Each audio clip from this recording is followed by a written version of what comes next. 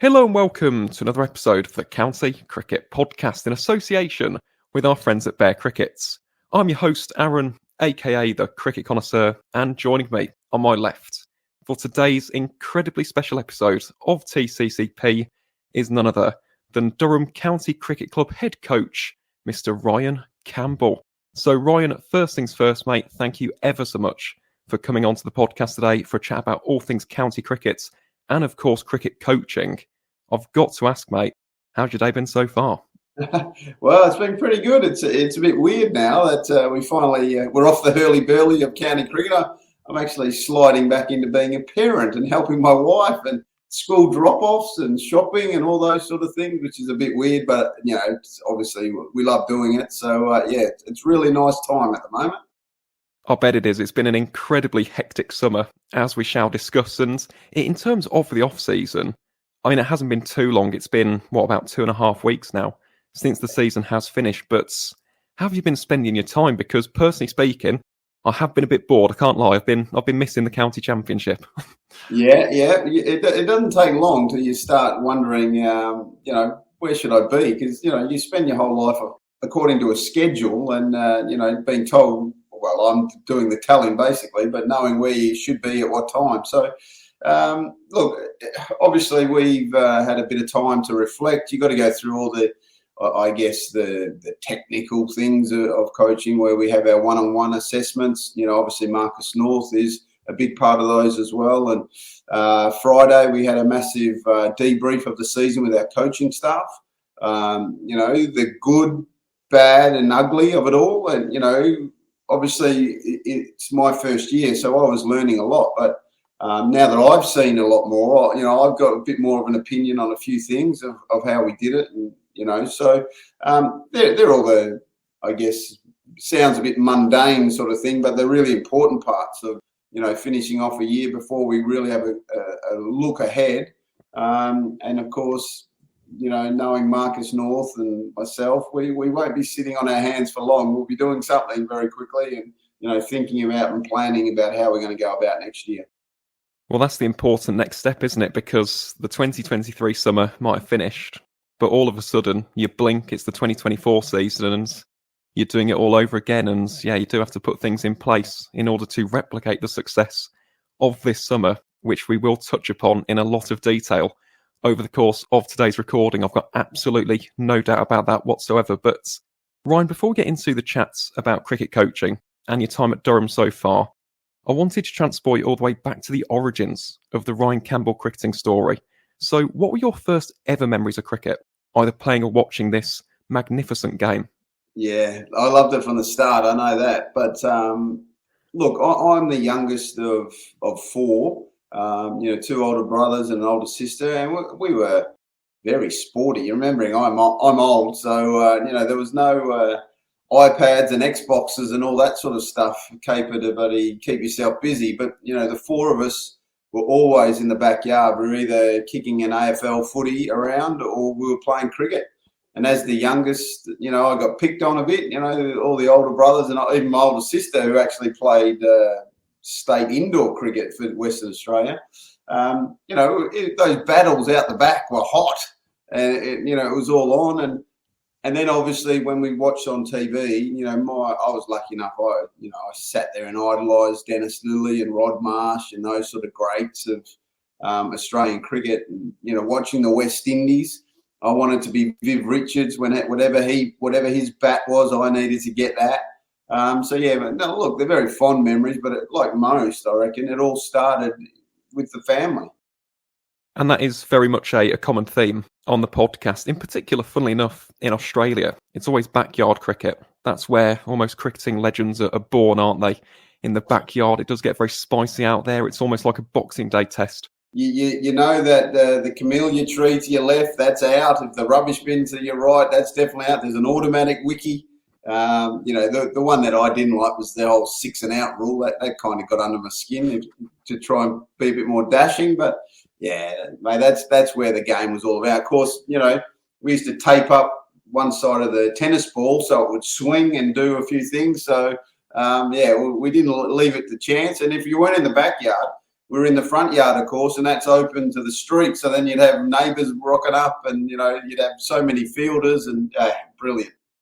Honestly, that is something that I do wish we had a bit more of in England, but I suppose the weather isn't quite conducive to it, is it, in comparison to Australia? And in terms of those early cricketing days, Ryan, if there was a particular memory or a particular highlight which stands out to you in those formative years, would it have been those days in the backyard and the front yard, or would it have been those days sitting in front of the TV and watching those legends of the game, the Dennis Lillys, the Rod Marshes, the Viv Richards, right?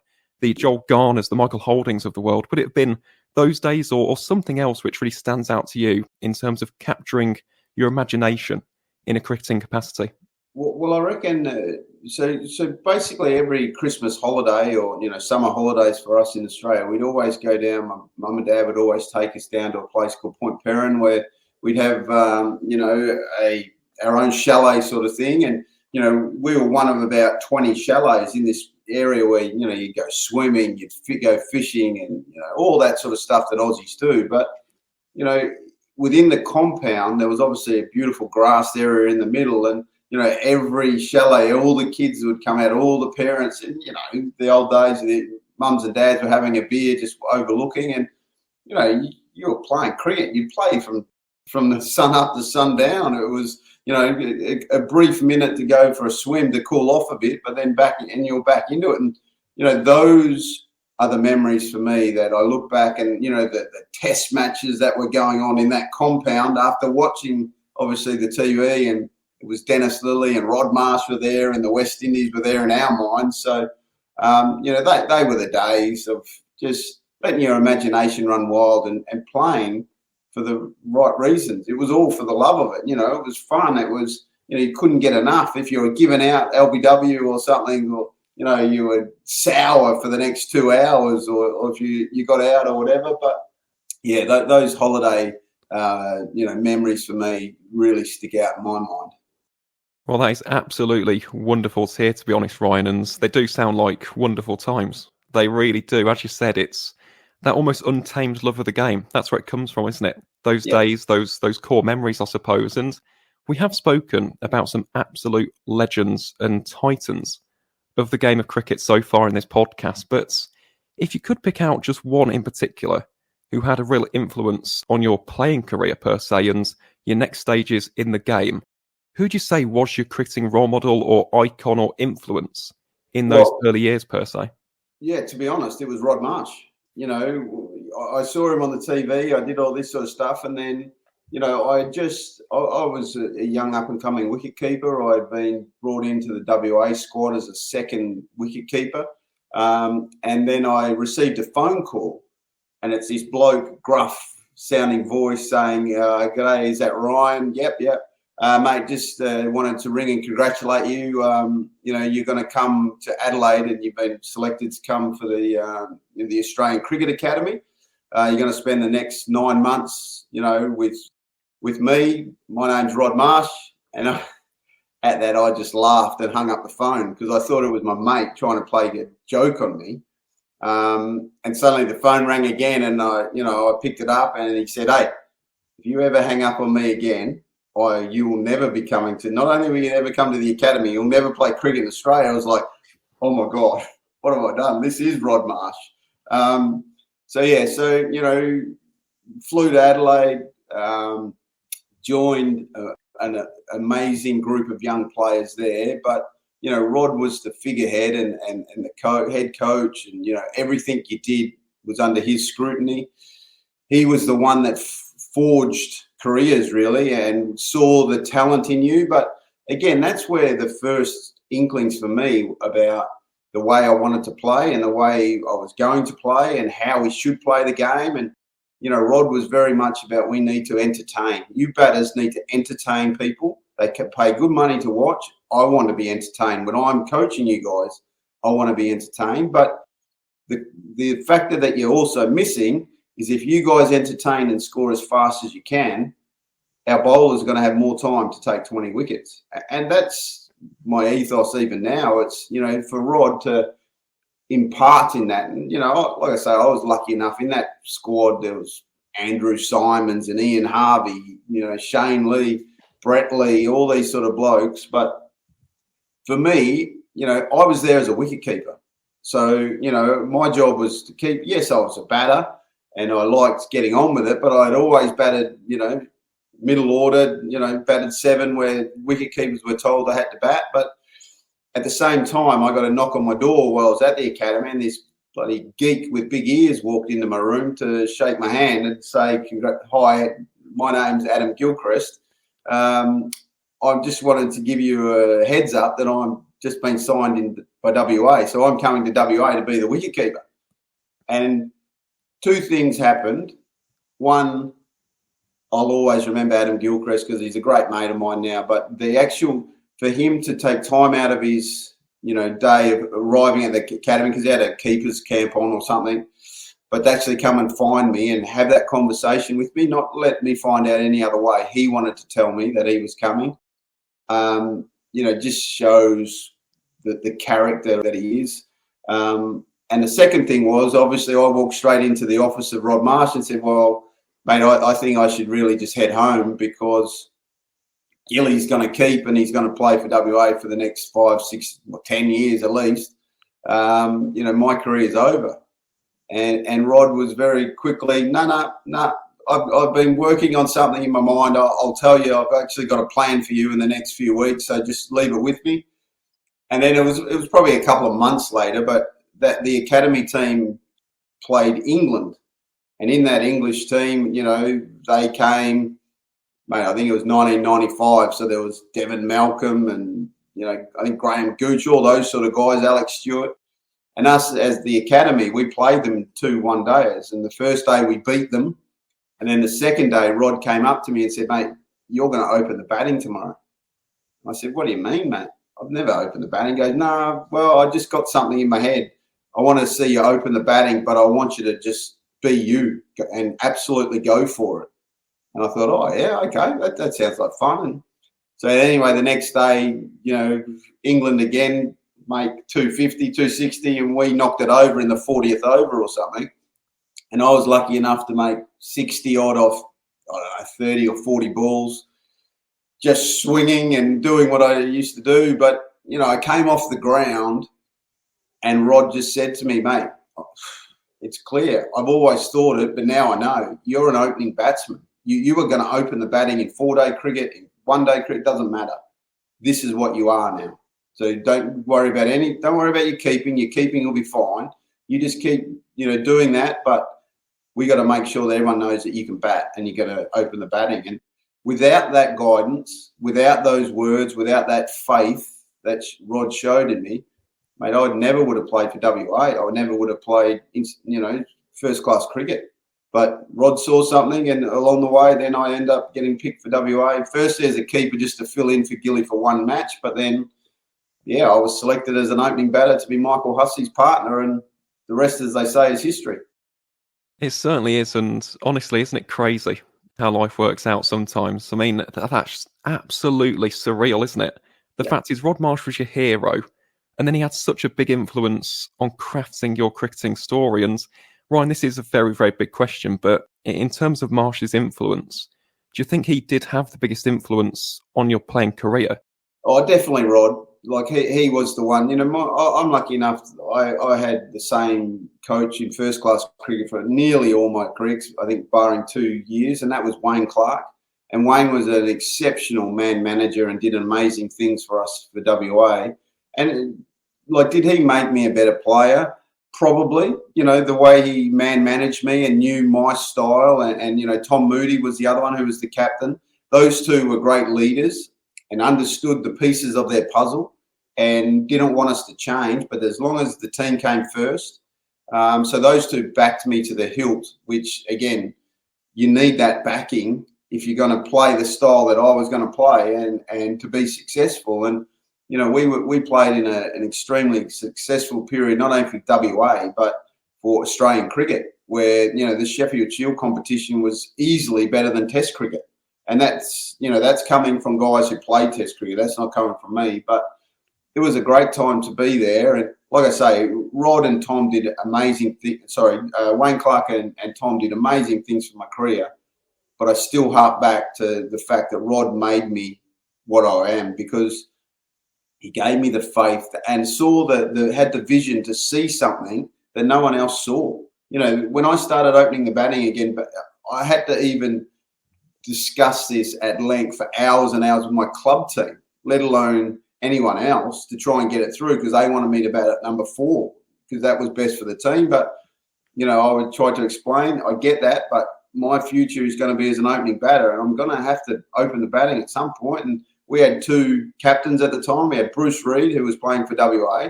He believed I should be in the middle order because he thought I was great there. But the guy that filled in when he was away was a guy called Brett Mulder, and he believed I should open the batting. So basically I would open the batting, and then Bruce would come back. I'd go down the list, and we kept swapping. And then I made that many runs basically opening the batting. Bruce said, okay, I'm sick of arguing with you.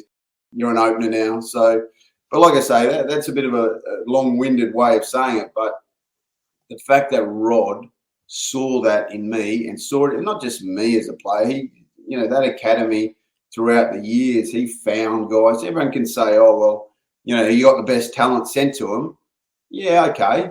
And maybe he did. Obviously he did.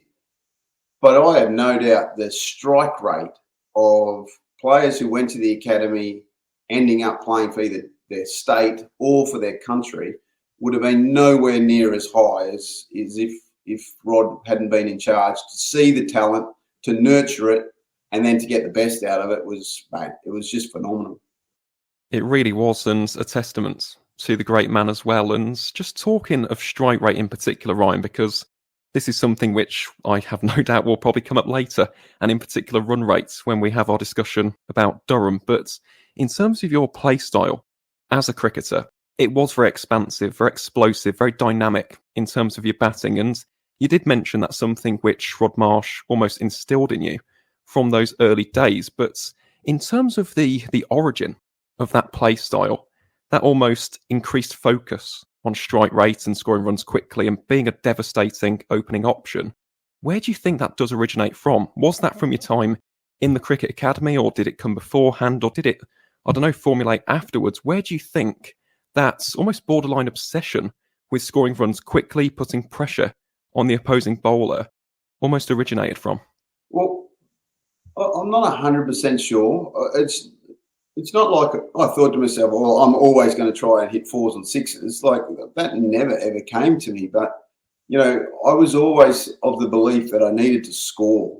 And I found in my batting, and I found out pretty quickly, that when I didn't have intent and really trying to look to score, I wouldn't get in very good positions as a player, even to defend or let the ball go. And I found it was just a very simple thing for me. When I was looking to score, I let the ball go better than I ever did, because I was trying to get in a spot that, okay, I can drive that, or maybe I can't, or I can pull that, or maybe I can't, and things like that. So it just, it's something. It was a natural thing for me. If I saw someone bowled me a half tracker wide, first ball I faced, why would I leave it?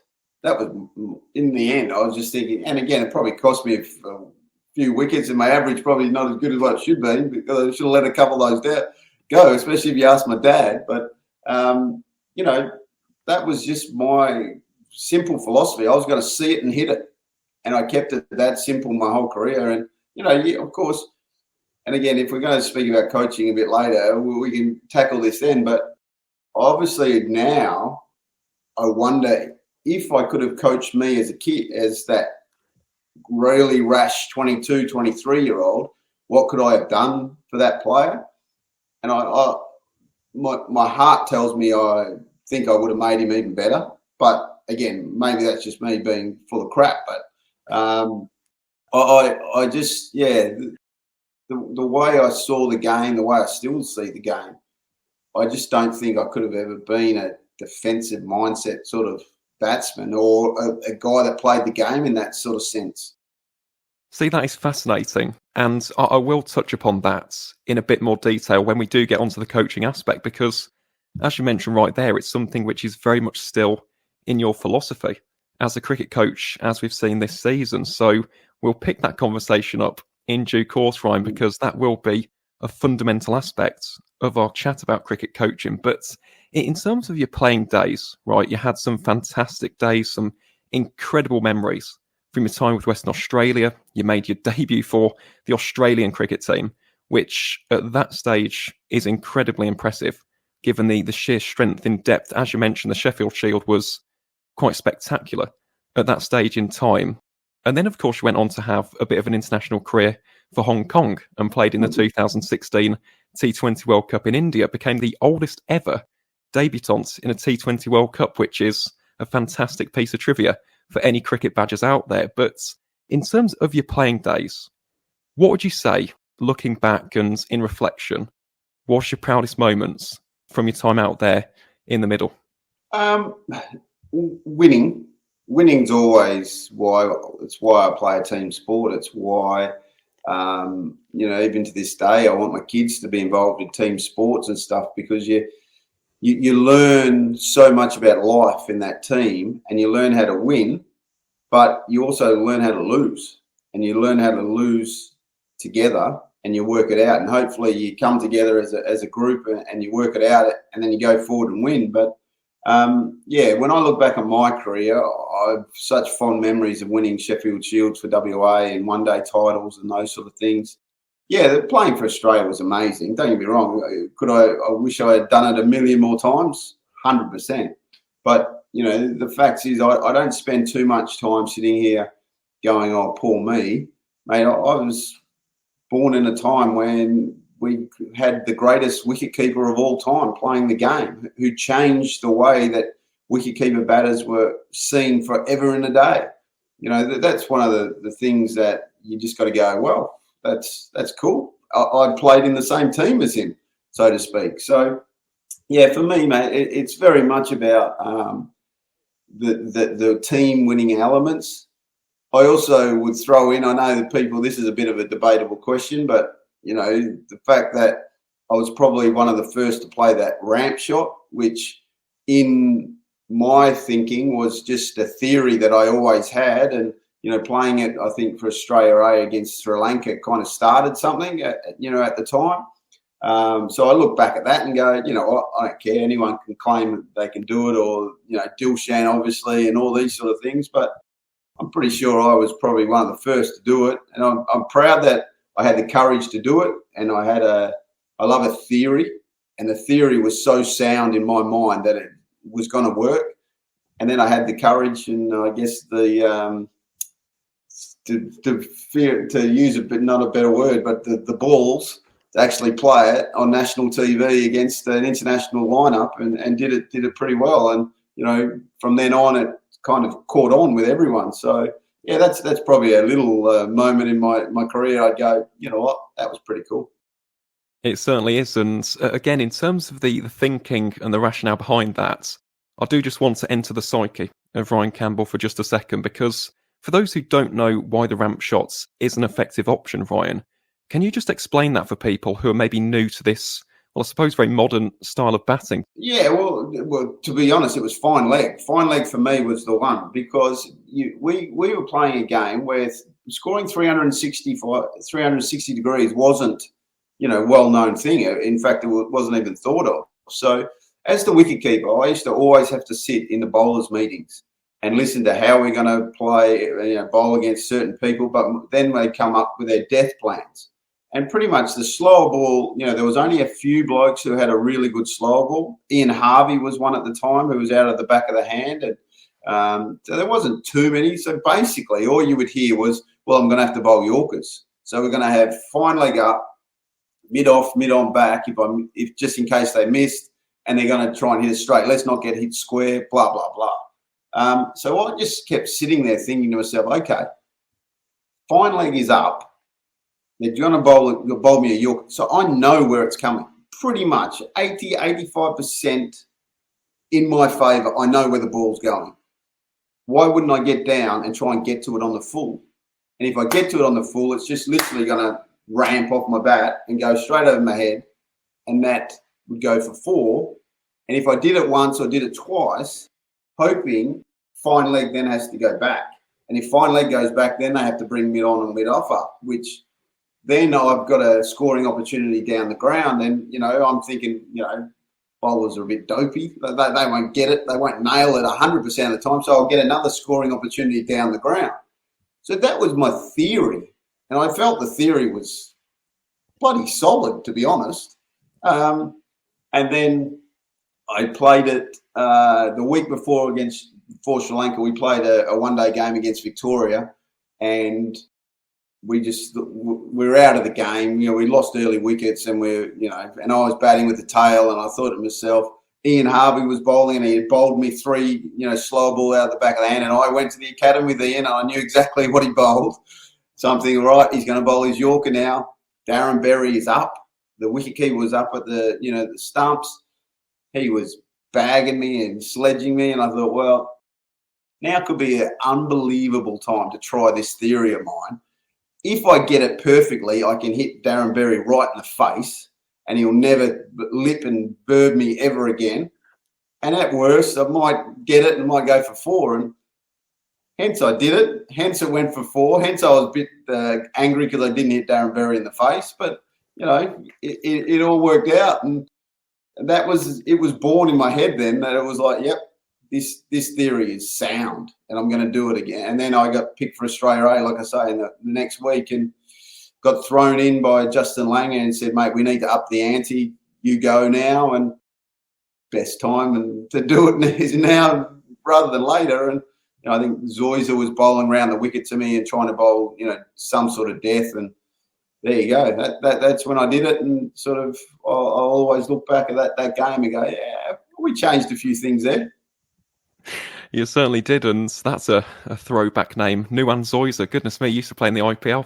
Remember watching him in the first couple of seasons. Goodness me, that is a throwback, to say the least. But yeah, that's really, really interesting, to be honest, Ryan. And yes, the logic and the rationale is definitely sound, because it is something that we do witness a lot in the modern game. Joss Buttler, for example, is a massive proponent of that. And we've also seen in recent times what's almost called the pancake scoop, which Tom Curran does quite a few times. That does involve third man. So third man's up, you can almost, like tossing a pancake, you just flick it behind and it goes for 4 or 6. So that's very, very interesting to understand. And mate, let me just add to that. When I first did it, mate, I'll be honest, I had no idea that blokes like McCullum and that we're going to do it to Sean Tate and hit it for 6. And then, like you say, Joe Root and all these guys would go over third man. It's gone crazy now, and those blokes play it way better than any of us old blokes. But like I say, and that's why I love blokes who have theories about the game. As long as you're open and you create an environment to talk this stuff through, nothing can be a bad idea. It's just, okay, what is the theory? And then they might reel something off, and you'll go, yeah, but what about this? And they'll say, yeah, but no, that's not going to happen because this could happen. That's how theories are born, and that's why you want good cricket conversations going on in your team and your younger players. I think I'll say that now.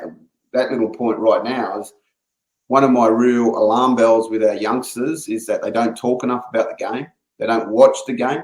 They'll be on their phone. They'll see the wickets, but that's 20 seconds of stuff. They didn't see the over and a half that Ben Rain bowled to that bloke to set up to get the wicket. They just look at the wicket. Oh, yeah. Well, so, yeah, we got to entice our youngsters to make sure they're watching.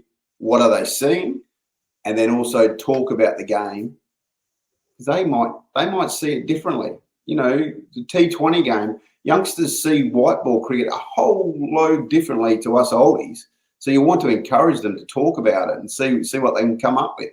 And that's where you get pretty cool environment when everyone's suggesting stuff.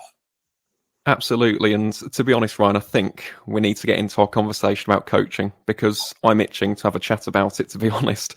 I'm really impressed with your philosophies, and I've got some great quotes, which I'll bring up in due course. But before we get on to your own philosophies, your own ideas and your approach, I suppose, to the world of cricket coaching, I suppose we have to go back to the start of that journey, because how did you go from being a professional cricketer to entering the world of cricket coaching? Because in between that, if I'm not mistaken, You also had a stint in the world of cricket broadcasting. So how did the journey into the world of coaching first transpire, per se?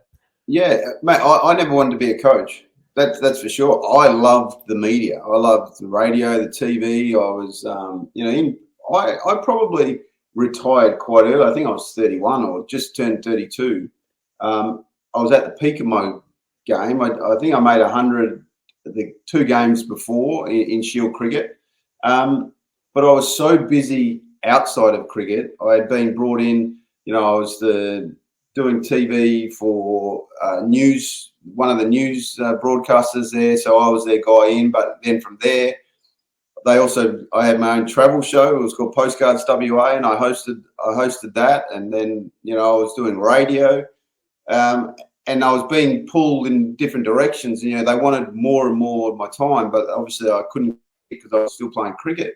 And so when I decided I had enough of playing, I probably didn't have enough really. I just wanted to go to the next step of my life. And, that for a lot of people is a scary time. But for me, it was kind of, I want to leave the game when I'm at my peak. I don't want to get pushed out. I don't want to get dropped for a game and then be angry about that sort of stuff. Or why am I getting dropped, and then you forget about the whole great time you've had. So for me, it was simple. I just walked away and said, thanks, told my coach. He cried. I shed a tear and then said, but mate, it's done now. So let's move on. So I went straight into, I upped radio, TV. I ended up being, breakfast radios, which talk about tough. I'd been a cricketer my whole life, but getting up at 4:30 a.m. to get ready for breakfast radio from 6 till 9, that was tough. Loved the TV. Obviously, was calling the games as well for Fox in Australia and things. I hosted the IPL when they first came in. So the thought of me being a coach wasn't really in the front of my mind. I had always done my coaching certificates just in case, because I felt, that's probably, do the due diligence and go through your career and come out the other end with nothing would have been a bit scary. So I always did that, and I did my level 3, which is the highest you can get in Australia. So I had all the documentation to say that I could coach. I then really, really, and this is so sad, but I just missed the game so much. I'd been asked a number of times to help coach, like individuals for the state team, and I'd done some of that. And then my club team kept asking, could you just come out and help and out? And I kept doing that. And I kept, for some weird reason, just getting dragged back into cricket and the being surrounded, and thought, oh God, this is not going to end well. I'm going to end up being one of those tragic cricket coaches here if I go full into it. But it wasn't until a great friend of mine, Charlie Burke, who was the national coach of Hong Kong, flew me up to Hong Kong for help put on a clinic, so to speak, with his national team. And I did that, and he just said to me afterwards, he said, mate, Campbell, you're good at this. You got to do it. You should be a coach. And I went, oh, mate, I'll think about it. Like I say, I've got so many things on back home. I even had my own management company running at the same time. So I was sort of juggling all this stuff. And then, about 3 or 4 months later, I get this phone call from Berkey saying, hey, mate, there's a job up here going at the Kowloon Cricket Club. It's the head coach, but you also run the whole, basically you run all of cricket on the Kowloon side. You would then, if you came, I'll definitely have you as my assistant for the national team. I think you'd love it. And I just sort of ummed and ahed, but then I thought to myself, well, you know what? I've lived my whole life in Perth. I love Perth. I'm such a Perth boy. You know what with 6 months in Hong Kong, how can that be a bad thing? And I just thought to myself, okay, I'll, because they wanted me still to play a little bit, but they said, the coaching is the most important part. And, I thought, well, I'm still fit and healthy. I can play a bit for you, no worries. But yeah, so I thought I'd go as a coach, and literally fell in love with the city and the country. uh, fell in love with a girl who, I was single at the time, and we ended up having our first child born in Hong Kong. The whole Hong Kong aura, but in the meantime, it was a great place. But then I made Kowloon almost this fortress that we won everything known to man. I think at one stage I had 12 of the national 22-man squad coming out of my club. We won the Premier League, which is their first-class cricket, two-day cricket, 50-over cricket, T20 cricket. We won it all.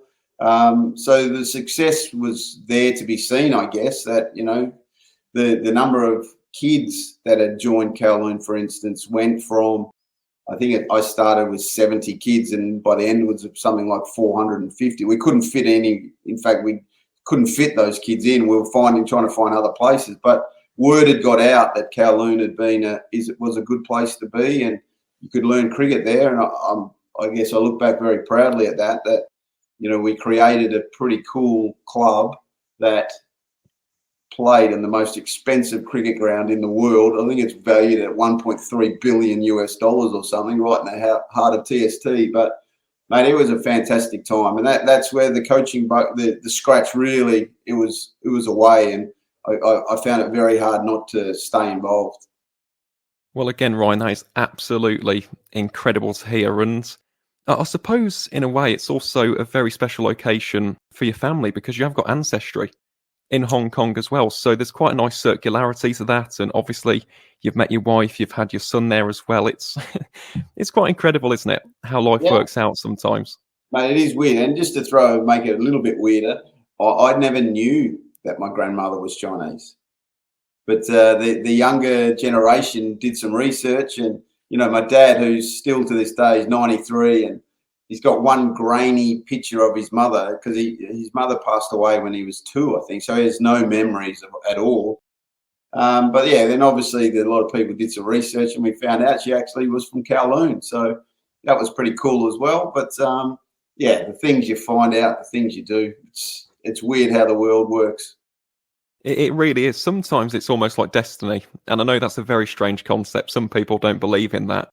But flipping heck, I mean, there are some massive coincidences in life, and yeah, that does seem like one of those examples of destiny taking place, almost, Ryan. And just from that passage, you seem to reflect very, very fondly on your time in Hong Kong and the impact that you had on Kowloon Cricket Club. But I suppose the rather profound question which I wanted to ask was, what's the biggest lesson that you learned from your time in Hong Kong to take forward? Because obviously, after that, went on to coach Netherlands and now at Durham.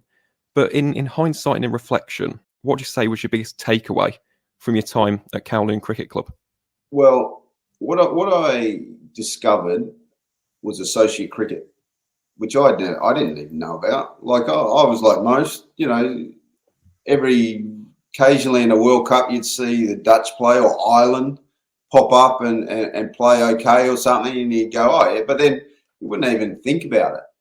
But for me, I entered the world of associate cricket there and saw the discipline of the players, the tremendous sacrifice that they would put in, the sacrifice of coaches, and who wouldn't get paid massive amounts of money, but did it because they loved it.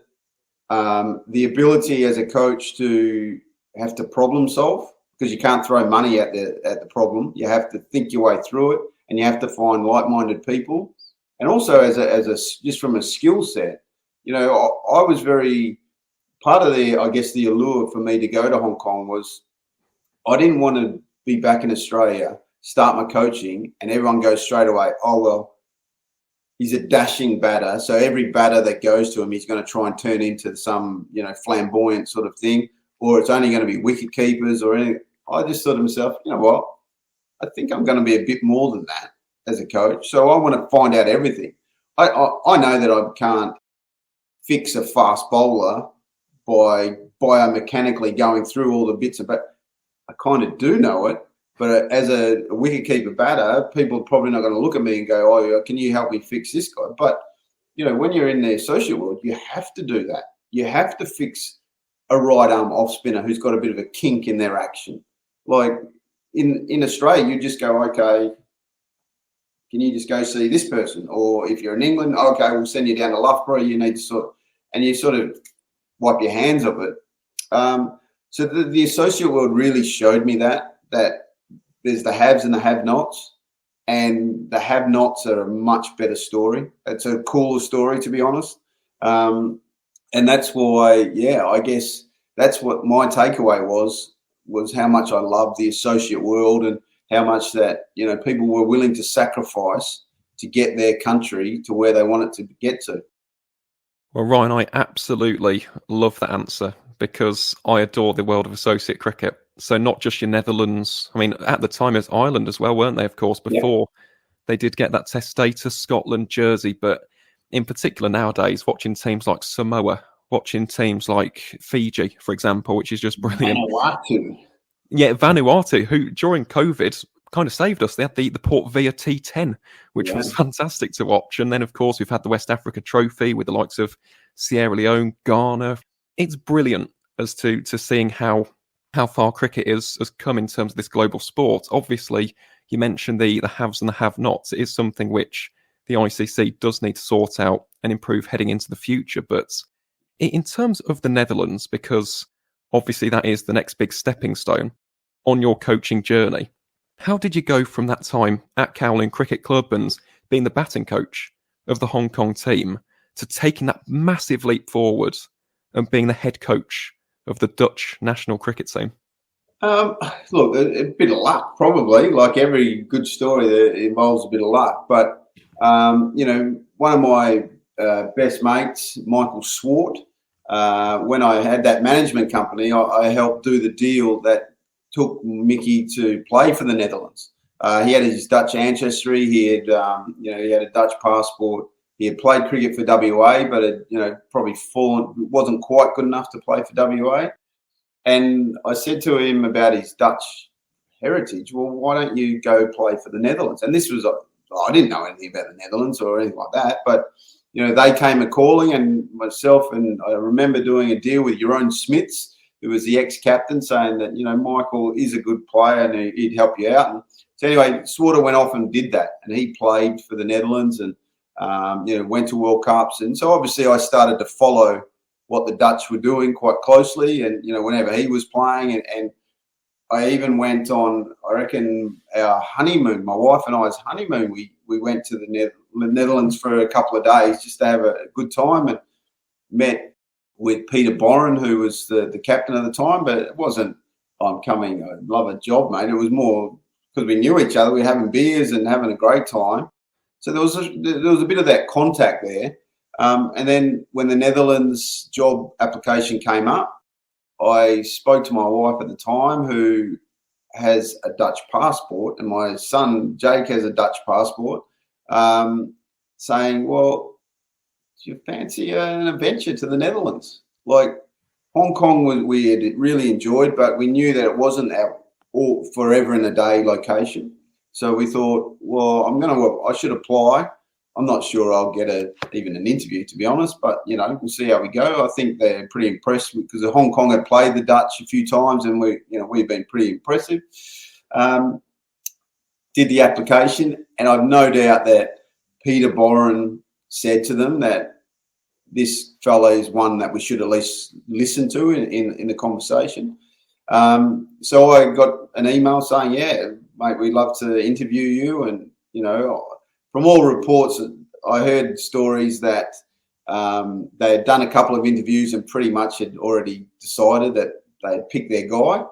And then, they got me in a room, and an hour later I received a text from Peter Boren saying, hey, mate, I reckon you're in, because they love you. They're ringing me. They're asking me all sorts of questions. I said, oh, well, let's fingers crossed. And, then basically 3 or 4 weeks later, I received this email saying we'd love to give you the role. And in a twist of fate, the Dutch were due to land in Hong Kong to play us in the World Cricket League. And at the time, obviously, the Dutch needed to finish top to become the 13th Super League team. So I actually got selected for Hong Kong to play in that series, and just wrote to the Charlie Burke, and said, mate, who had become the chairman of selectors at the time, and said, oh, mate, I'm unavailable for this. I'm finished. I'm not playing for Hong Kong anymore. And they said, no, we really need you. I said, Berkey, please, just take it from me. I'm not playing. I'm pulling out. And he sort of went, oh, okay. And then obviously a day later, he had me in Lang Kwai Fong on the beers trying to work out why, and which I told him, mate, I've just been accepted to be the Dutch coach. And so, the team came, they kind of were told that we're getting a new coach and it's not the fill-in. I think it was Chris Adams who was standing in while they were trying to look for a new coach. Anton Rue had left. So I didn't want to be awkward or anything like that. So obviously I said to Chris, mate, I've just been told this. He said, no worries. So we invited them. They trained at our ground at Kowloon, and then, they played the series. They won the series, played some poor cricket, but played some good cricket as well. And then I invited them in to Kowloon to have lunch, sat them down in the boardroom and pretty much spelt out what I wanted from them and what I saw the future of Dutch cricket is. And you either look me in the eye now and say you're in, or you're out, because for no longer will this be a holiday. We needed to toughen them up a bit, and it's different of what sort of group you have as a coach, how the style that you have to probably be. And I was probably a bit tougher with the Dutch because we needed to get them out of there. This is a holiday, play a few good games, get on the beers, all that sort of stuff. And, mate, I love having a beer more than others, but there had to be a time and a place. So I think from that initial meeting, the player group knew that, this is going to be a bit different and we're going to have to change a few things. And that's what we did. Yeah, lo and behold, that is exactly what happened over the course of those next few years. And before we get on to our chat about Durham, because again, I'm absolutely fascinated to know what your approach has been up in the Northeast so far. I suppose my question there, Ryan, just touching upon that passage, is what were your expectations of the Dutch? Because in terms of associate cricket, they are in the upper echelons, aren't they? So we mentioned beforehand, they were used to qualifying for T20 World Cups and even back in the 1990s, the 50-over stuff. So in terms of your aspirations, in terms of your expectations, in terms of what you expected from that Dutch team, what was that plan, that game plan that you laid out heading into the future? It was very simple. I knew that if I could get them playing to the very best of their abilities, which I reckon they would play really well, but then they dip, then they play well, and it'd be like this the whole, up and down on the whole way. What I needed to do was get them to be a consistent, hard cricket team who fought for everything, battled, probably going to be up against some bigger fish than them, but they couldn't take a backward step. They needed to push forward and know that the bloke next to them was going to have their back, so to speak. But I knew that if we could win the World Cricket League, we would be the first associate in the history of cricket to play in the Super League.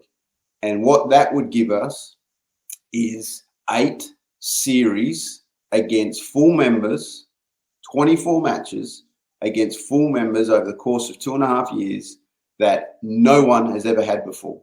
It meant back home in the Dutch, they could plan because they knew what the games were coming. They could get sponsored. They could do all that sort of stuff. I knew if we could do that, we could take this team somewhere very special. And that's what we set out to do. We made some tough calls. We made some, few player personnel. Some were let go, so to speak. Some came into the fold and had to prove their worth. And we moved a few blokes up and down. Max O'Dowd became an opening batter, for instance, who had never opened the batting before.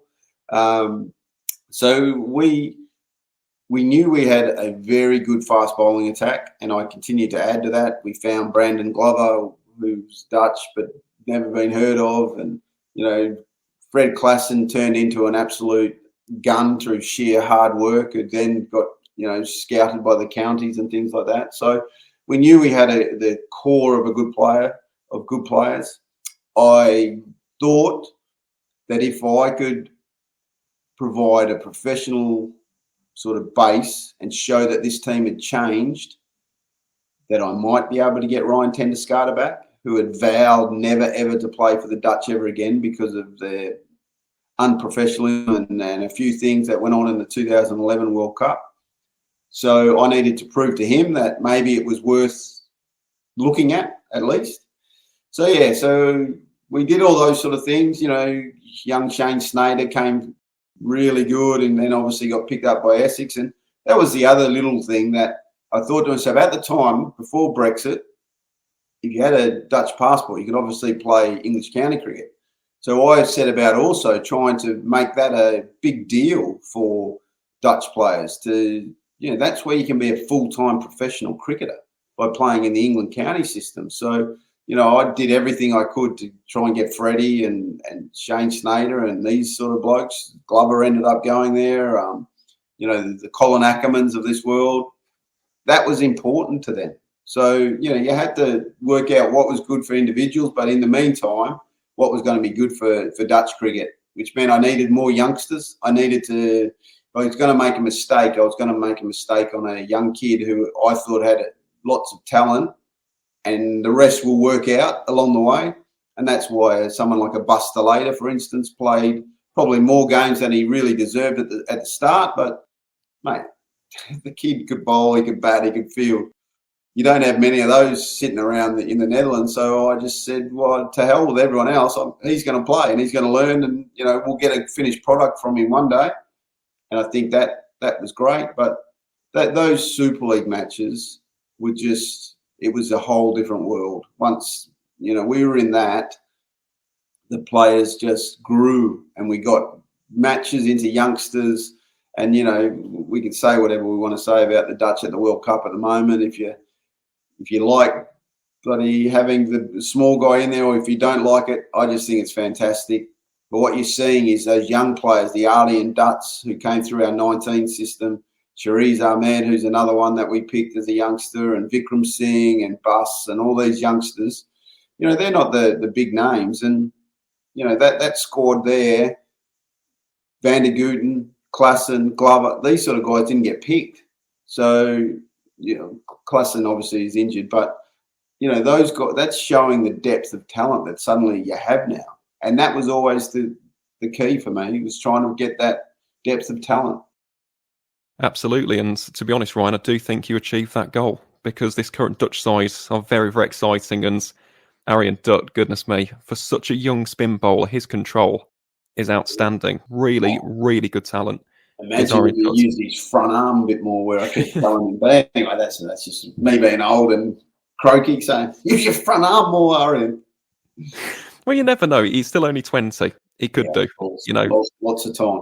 Exactly. There's still lots of time for him to learn. But, Ryan, I suppose we do have to get onto our conversation about Durham at some point, because we are almost 55 minutes in to this episode of the podcast. And to be honest, I could go all day when it goes to talking about the Dutch, but I do understand and appreciate the fact that a lot of Durham fans are probably tuning in to today's episode. So in terms of those final days of the Dutch and the start of your time at Durham, how did that transition first transpire in terms of going from being the Dutch head coach to going over to England, coming to the Northeast, settling down at Chester Street and becoming the head coach of Durham County Cricket Club?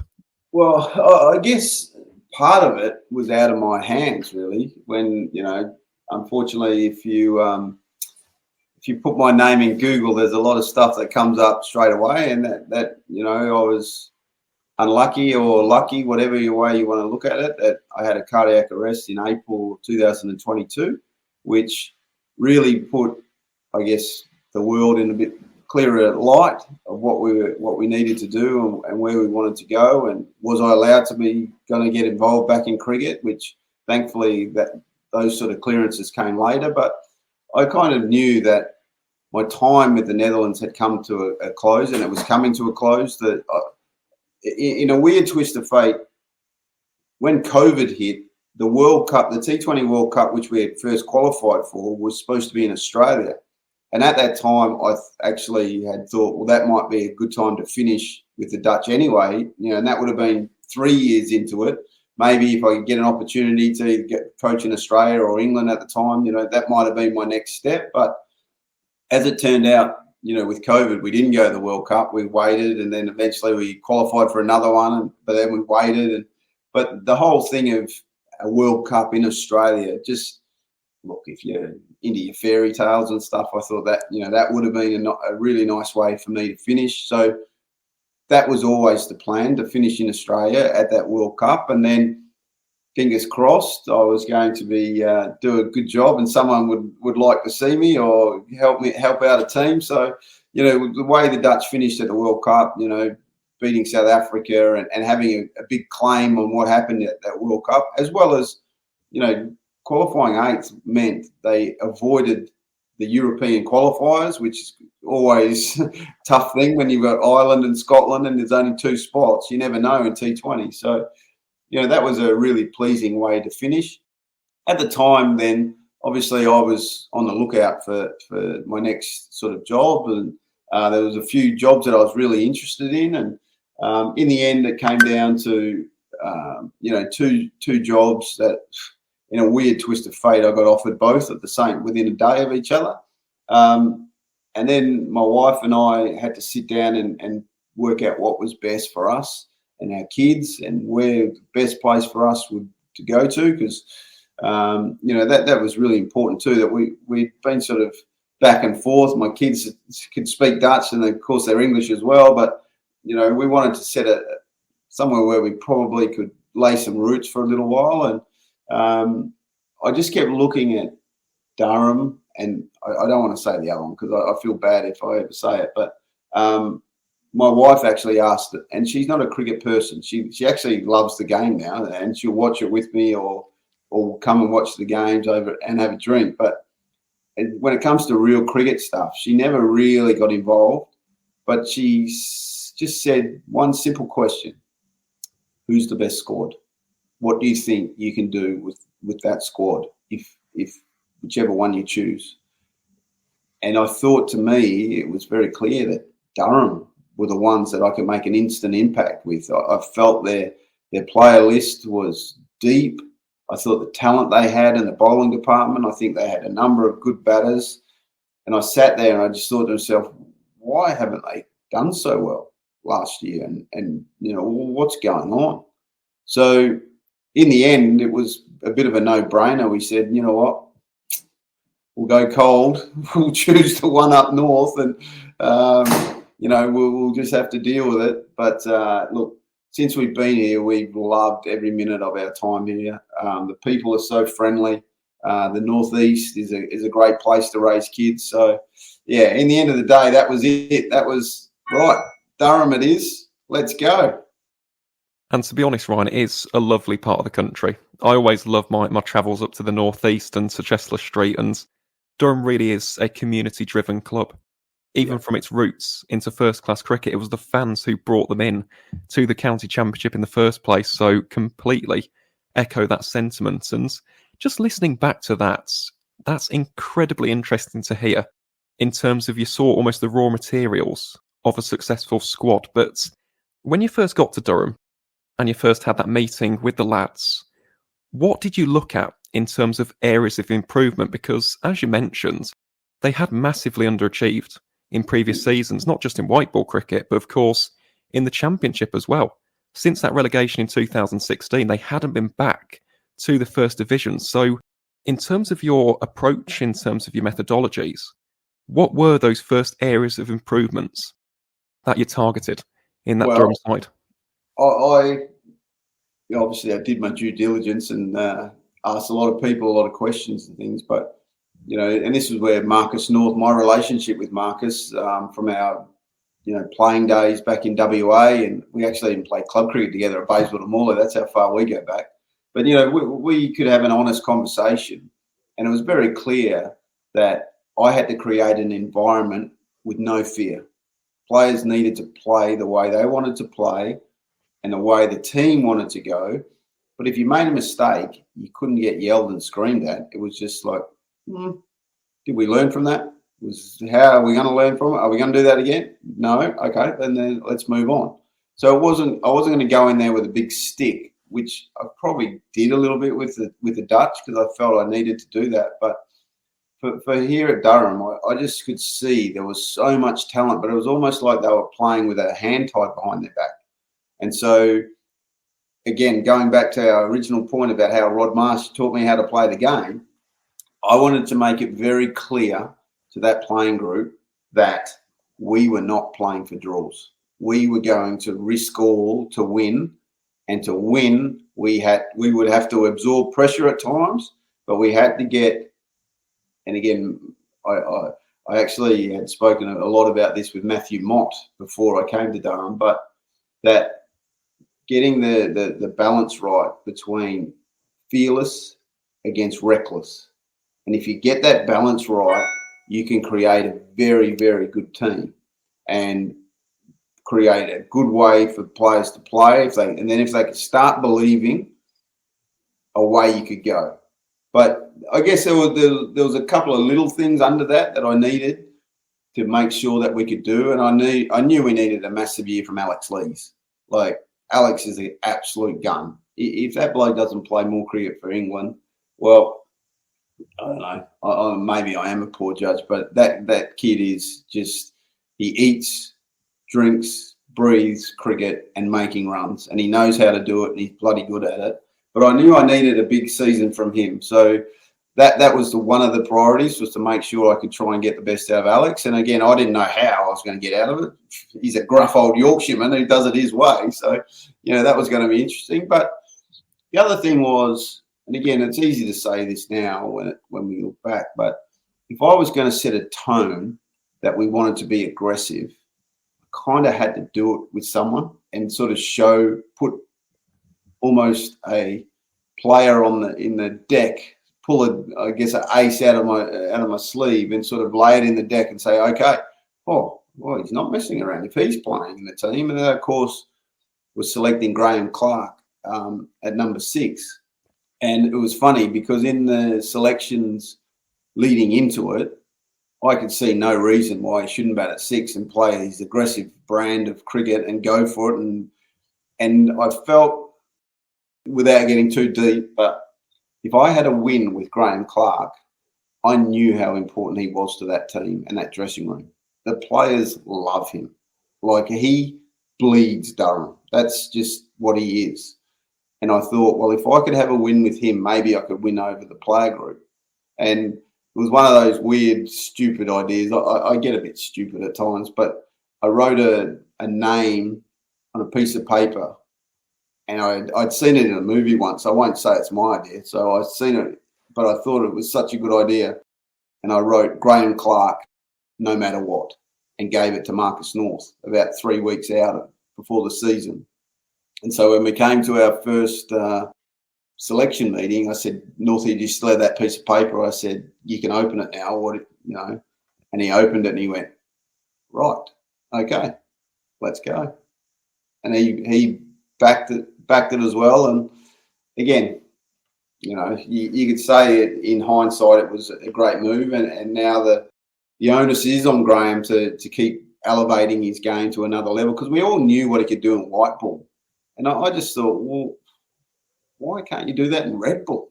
It's even, because for me as a player, I found it the opposite. I could do it in red ball, and then white ball I tried to go too hard and was actually pretty crappy at it. But he got the balance in his white ball game all right. And I just thought, well, that could be cool, and it could be cool to watch. And, his growth as a player.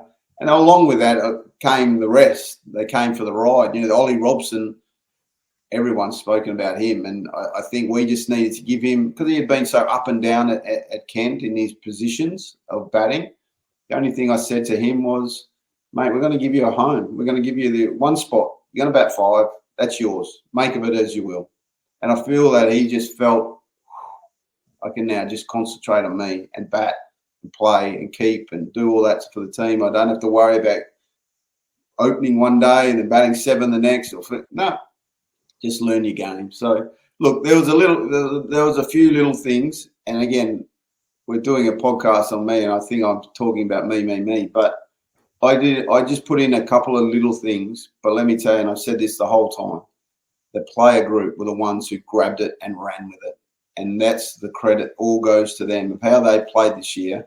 It's been quite breathtaking to watch. And to be honest, once the car started moving, I took my hands off the wheel. It was almost it drove itself, and that was pretty cool to watch. Well, it certainly was, and even as a neutral, may I just say, Ryan, it's been an absolute pleasure to watch Durham this season. It really has, and for those who aren't aware about the batting bonus points in particular, 54. 54. The next best figure in the second division was 29. That is some differential between those two figures, and quite simply just blown teams out of the water in the first innings. It was as simple as that. And again, those bonus points, they got changed this year too. So there was less overs to do it in. Your rates had to be up. But, the facts were that we just wanted to go for it because I needed time to bowl teams out because we didn't know what Riverside was going to do because I just kept getting told that the wicket, it's too hard to get wickets and this, that, and the other. And that was the other facet of the plan, I guess. And that's why Ben Rain was so important to us. Our conversations with him was like, we are not allowed to say that this wicket is flat or this wicket is useless or, you know what, find a way. Come up, change the fields, do whatever you want to do, but we're going to find a way. And that was one of the things that the bowling stocks just grabbed. The staff, they just went, yep, we're just going to go for it. We added a spinner, which was something that people laughed at me about when myself and James Hilditch, who's who's the batting coach up here and also the analyst who was with me the whole time in the Netherlands and came with me. Between the two of us, we just sat there and said, right, we need a bowler. And here are the stats. Here are the stats that show a really good spin bowler can be very good at the Riverside. And, like I say, people laughed. Northie took a second guess and thought, oh, hang on a minute. These are a bit more interesting. Then he delved into it. And then he went, you know what? You're right. Let's get a premier test standard spinner to Durham. And that he bowled all the overs that in the past maybe a Rain had to bowl or a Potts or, all the blokes doing the hard yards when they shouldn't have to. We had to get a quality one. And Kuhneman was brilliant for us. Unfortunately, when he did his back, it really set us back. But, with him, Patel, and then that Northie happened to get his hands on Matty Parkinson, who the Lancs, had fallen out of love with.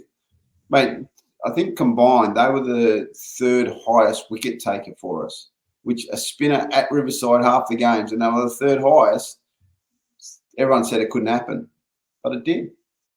Well, I wanted to touch upon that because I absolutely adore spin bowling, and I thought it was a stroke of genius, to be honest. Obviously, there's a lot of risk associated with it because the Riverside in the past has been associated with seam bowling. So, for example, the likes of Graham Onions, Chris Rushworth in the past, obviously the likes of Ben Rain, Paul Coghlan, Bryden Carse, and of course Matthew Potts in recent years as well. So it is very much seen as a seam predominant venue. But the use of spin bowlers this year was incredibly impressive, and I wanted to actually ask about your approach and philosophy to this, Ryan. How do you view the red ball spin bowler? Do you see them as almost a pressure builder or a bona fide wicket taker? How do you like Scott Borthwick as a captain to utilise his spin bowlers? Well, the interesting thing was for me, and this is how we started our conversation with Northie, was, we come from Perth. We play on the fastest, bounciest wicket in the world. Everyone talks about the quicks. Everyone fears batting against the pace and all that. But once you, as a batter, once you get in, you love it. Not once can I remember in my time that we played without a spinner. We always had a spinner at one end. So the three bowlers, three fast bowlers, plus our all-rounder generally, they could all bowl downwind or whatever, or upwind with the new ball, but they all needed a rest, and we would have a spinner do the job. So that spinner would obviously do a holding role for us, okay, because it wasn't going to spin as much as what people thought and things like that. So, yeah, it was more of a holding role. But then once we got to the East Coast, then that was their chance to shine. So we wanted them to take wickets. It wasn't just about making up numbers. So when we came to the Riverside, yes, they needed to bowl overs.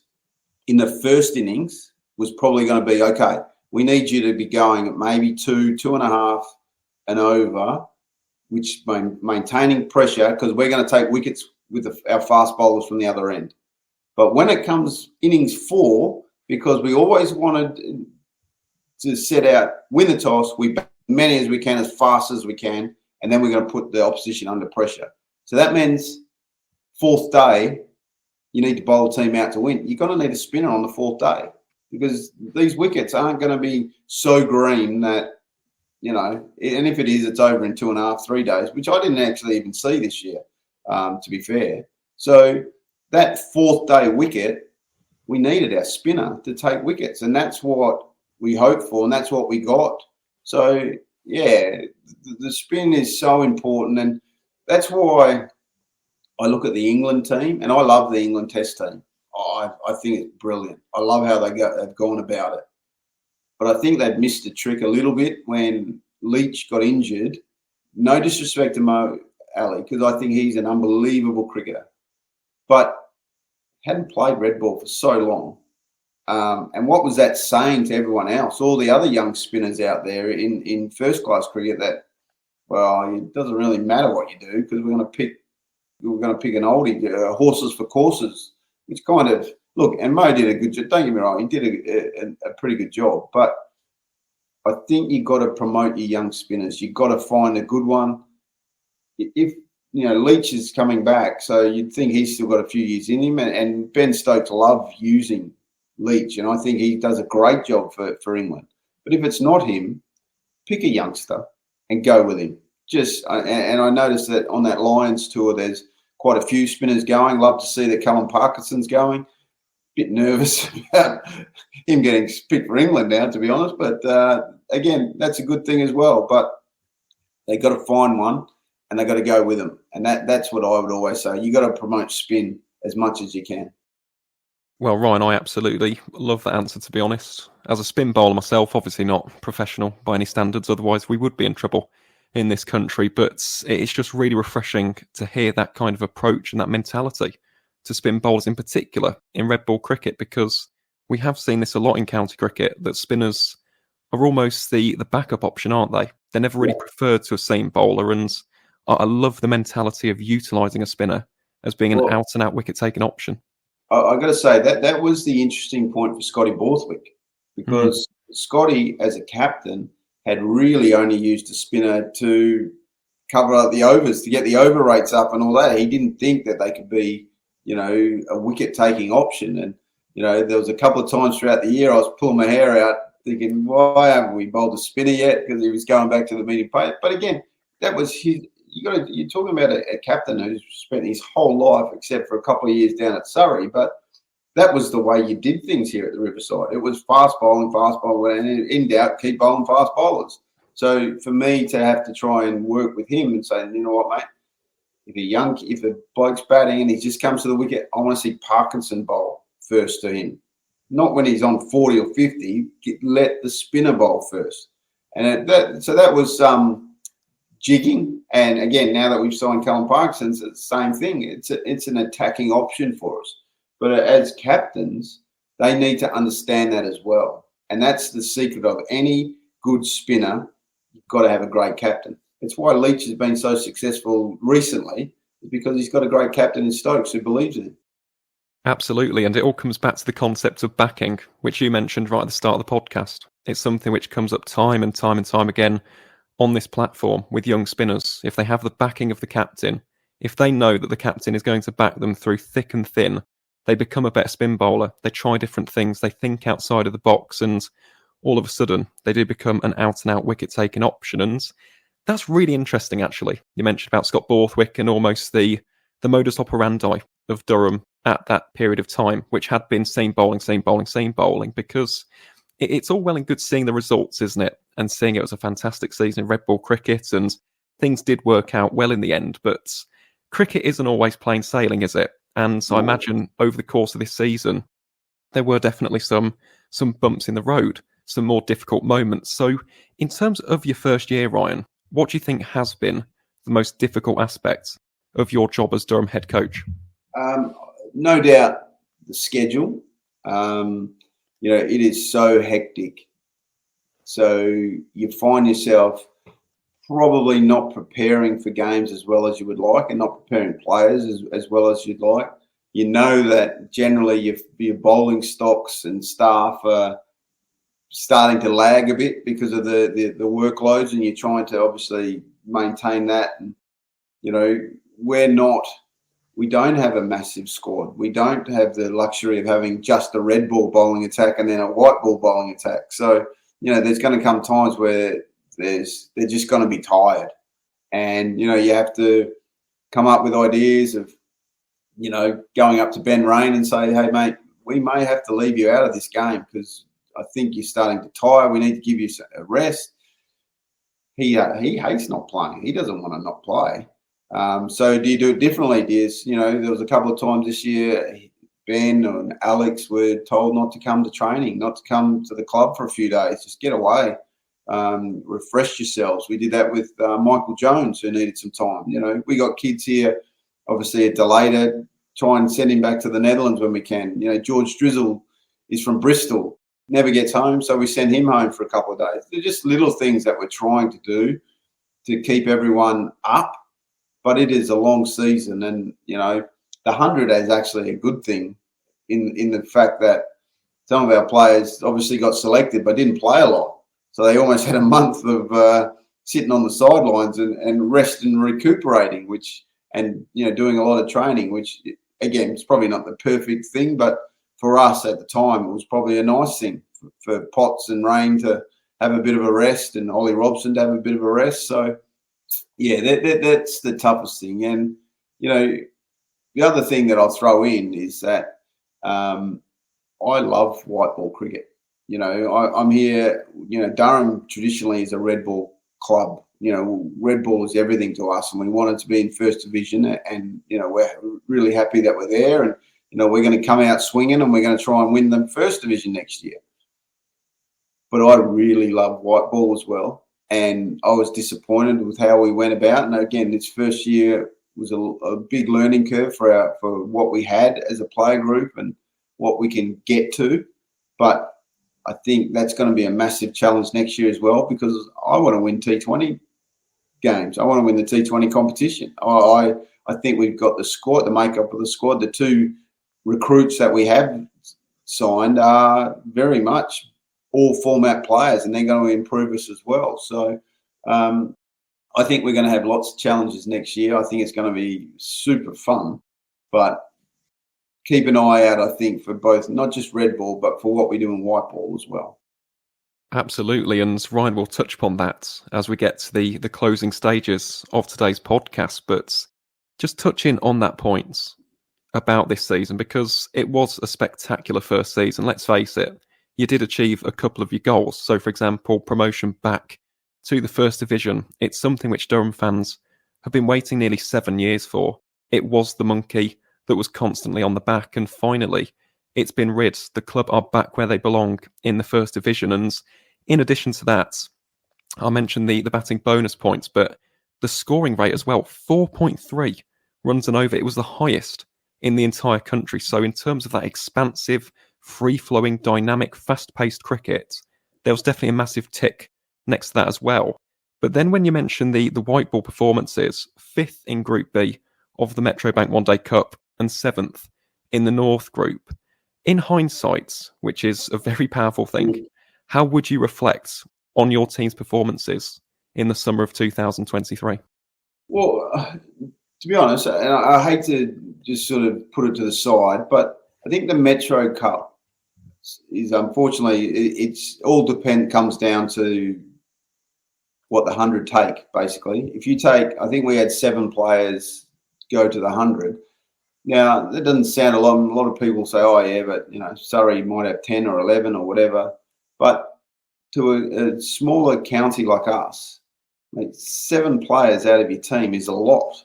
So to make up, you know, those sort of positions, and, you know, I'm all about giving young kids an opportunity and making sure they get a chance to develop. But they need to develop whilst having some senior players around them. So the 50 over stuff, I sort of go, okay, you know what, we were a bit disappointing. We had some good points in it. We had some great moments, but we weren't consistent enough. But when we look at the T20, we really look at it closely, and probably a similar underlining tone for the 50-over cricket was we just didn't have a bowling staff. We literally, Bryden Cass, Matthew Potts didn't bowl a ball. Paul Coughlin, I think, played 2 games, 1.5 games before getting injured again, who was, probably it was going to be one of our white ball bowlers. Buster later obviously went to the World Cup qualifiers. It wasn't great, to be honest. In fact, I think we won 3 of the first 5 games or 4 games. And I think if you have a close look, I'm pretty sure we made more runs and scored at a rate that we haven't done before for a long time. So there was such a lot of batting going on, which was really, really, really good. But yes, were we disappointing with the ball? 100%. And to win T20 tournaments, bowlers have to stand up. And I just think that, and then if you go another layer deeper, our power play, we just couldn't stop the hemorrhaging, basically. It was, Ben Rain had to bowl in the power play, which we don't want him to bowl in the power play. He probably got overs at times where he didn't really need to be there. That, Glover didn't quite get it right. And, again, I don't mean to name players, but there was a lot of things going on that didn't quite get our bowling right. I think Wayne Parnell was okay without being, he was coming off an IPL and probably was a little bit down on form and stuff. But, there was a number of elements. So, look, I'm sitting here, I'm sounding like I'm trying to make excuses. But if you don't have the bowlers and the depth of bowlers ready to go in T20, especially in this country when there's so many dynamic upfront players, mate, you get hurt in a million different ways in that power play against all teams. We just couldn't stem the flow once that got going. So, look, we had some good stories. Nathan Souter, I thought, was an unbelievable story. We're going to add to that with Parkinson, who we know can bowl up front and in the power play. We've announced that Scotty Boland's coming for the T20 as well as, red ball cricket, and I think he'll be very exciting to watch in that. So we are trying to get things in place.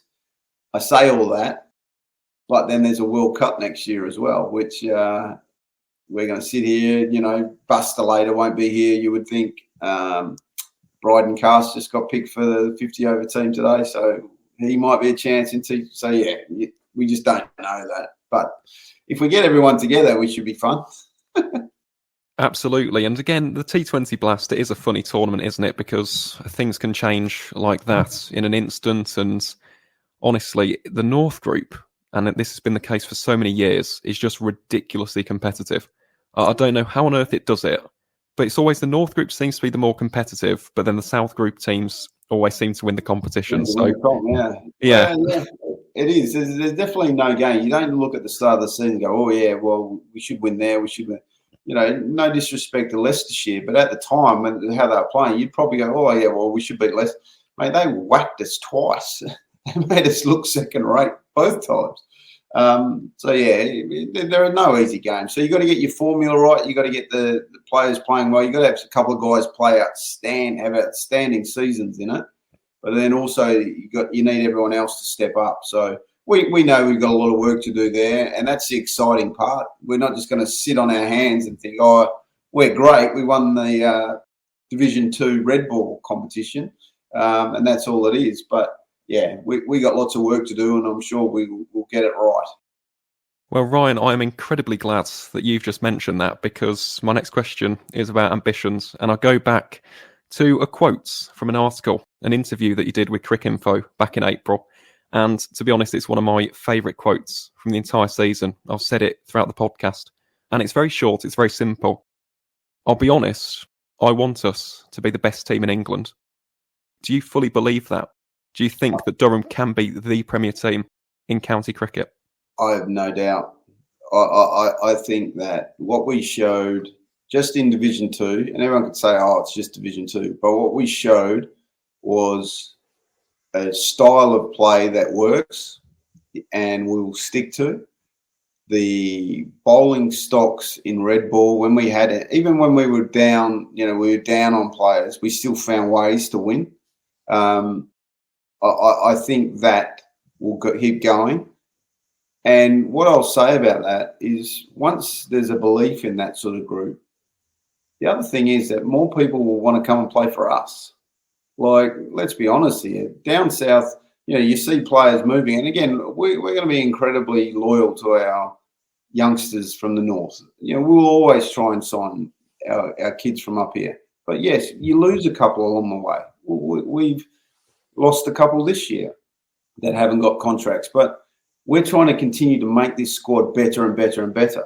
And that means the standards, we're not going to accept mediocrity. So if you have a really bad year or a couple of bad seasons, you might not be here. And that's not because you're from the north. It's just the fact you haven't performed well enough. And if that means a youngster from down south comes here, and, well, that could happen. But the thing is, you've got to set your goals high. The other thing that, when I say we want to be the best team in England, I say that because what happens then is that your team gets looked at closer from the selectors, and then all of a sudden some of your players are playing for England, which is how it should be. We're incredibly proud of, for such a small county, we have Ben Stokes, the captain, we have Mark Wood, Bryden Cass, you got Matthew Potts who's played. Now people are talking about the 5 under-19s kids we've had for the England under-19s group, and we have a lot of hopes for them. That's a sign that, you're flourishing. John Windows in the academy, mate, they should build a bloody statue for him, because he does just churn out players from his academy into our first team system. And, this year, Daniel Hogg and Luke Robinson are 2 more that have been added to that young group of fast bowlers. And, mate, they're exciting. One's 6'8", and he's still growing. I think he grows every time he gets into his car to come down to the ground. But, he's exciting. Luke Robinson runs in and wants to bowl fast. He bowls up. Again, sorry, I don't do the miles per hour thing yet. That's one thing you'll never get at me. But that and reading the score right. But, he bowls mid-130s, and he's only 18 years of age. And he's never been in a gym. So, there's some exciting talent coming. Can we be the best team in England? I don't know. But, geez, it's going to be good fun trying to find out if we can be. It certainly will be. And in terms of why I loved that quote, it just shows ambition. And that is something which I do think in recent times Durham have actually lacked. So to see that belief, that confidence in the group, the assurance almost that success will come if the process is followed, I really do think it's fantastic, Ryan. And in terms of this upcoming season, the summer of 2024, just before I get on to the final question of the podcast, which will, of course, revolve around the future, I suppose we do have to talk about the elephant in the room. Scott Bolland, what a signing that is for Durham County Cricket Club. So in terms of your aspirations with him, in terms of just his presence, his aura, the signing of the Australian Test seam bowler, why Scott Bolland? What was it about him which stood out to you? Well, I'm going to say in all this, I'd love to be sitting here taking all the credit in the world, but I'm going to say it wasn't me. Because Marcus North? This is where someone like Marcus North, who knows the game so well in this country, and he has, and I guess it's why we get on so well and we're so like-minded. We want to not just to go to First Division and compete. Like I say, we're going to go to win. And then for Northie, he was straight away and said, okay, well, we got to get on the front foot and we got to make a statement early. And what is that statement? We need a fast bowler. Righto, let's get the best one we can. And, when you talk about Scott Bolland, probably had a disappointing Ashes. We can say that. So I reckon he's got a bit to prove and he wants to come back to England and he thinks the time is right for him to come to England. He wants to play more T20. He's never really played a lot of T20, but thinks he could be very good at it, which, again, this is a great opportunity for him with us as well. So I think he is going to be an absolute gun in county cricket. I think, what he adds, so if you look at it, if the first game rolls around and you're playing Rains, Potts, Boland, that's a lot to choose from without saying Delader or Coughlin. You got to slide Parkinson in there at some point. Maybe we haven't even mentioned that we've got to try and slide Colin Ackerman in the team yet, which God knows where he's going. But that could have to be a paper, scissors, rock one that someone's got to miss out. But again, the competition for places is what fires a team and makes them better. And that's what we're going to create, and that's what we're going to have. So I think Scotty's going to be fantastic for our group, and I think he'll enjoy it more than what he can realise, because what I will say is the Durham dressing room is a great place to be if you're a player. If coming, guys like Ashton Turner talk about it so fondly. Our walls are adorned with lots of Aussies and stuff who have been there, and they still talk about the place. When I thought of coming here, David Boone was one of those guys. Michael DiVinito was another who sent texts, "Go to Durham, mate, go to Durham." So, yeah, there's a lot of fondness up here for the Aussies, and I'm sure Scotty will do fantastically well for us.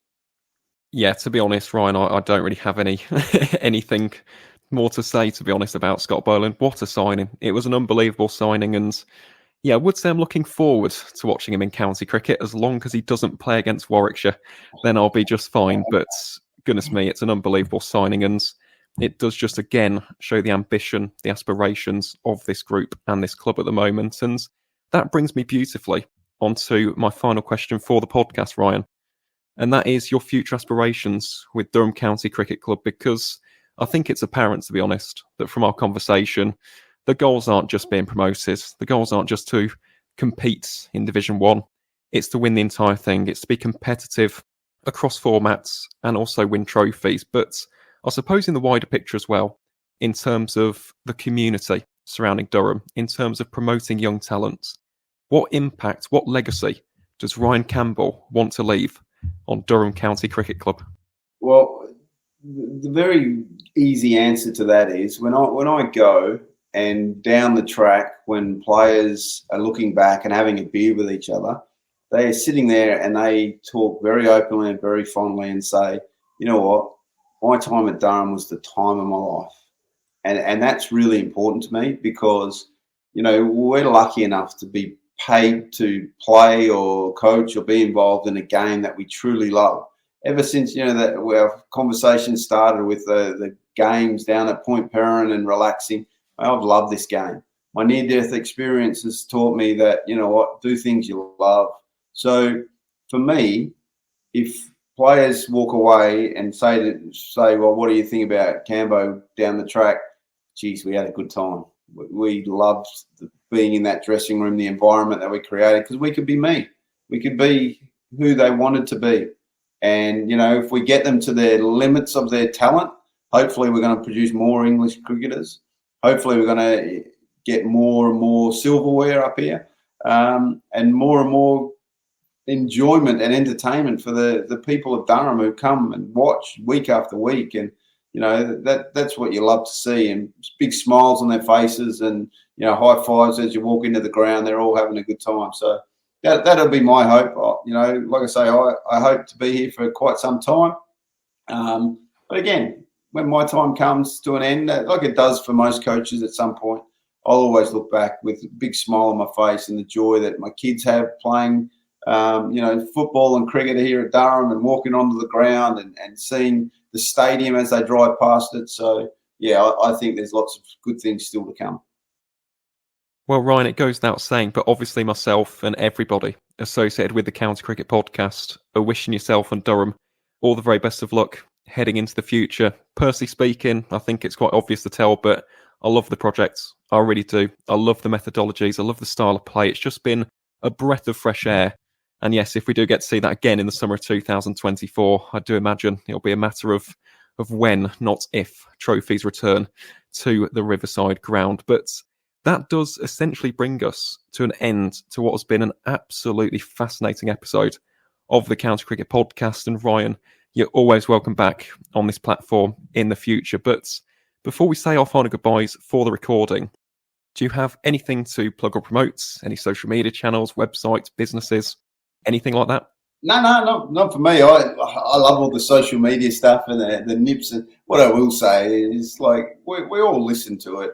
But if you're on social media, and I know we should say this more often, it doesn't give you a right just to say whatever you want, because, you know, the people that read it, it's not good. Some of the stuff that, you know, we have our good days, we have our bad days, and the passion for sport is unbelievable. But just remember, we're all human too. All the players, all the coaching staff. We're not robots. We do read it all, and some of it cuts pretty fine. So yeah, like I say, all I'd promote is make sure that you think before you type. Well, again, that is very, very sound advice to wrap up what has been an excellent episode of the podcast. And yes, that does pretty much bring us to an end to today's episode of the County Cricket Podcast. To each and every single one of you wonderful listeners out there, thank you ever so much for tuning in. And as always, guys, we'll see you on the next one.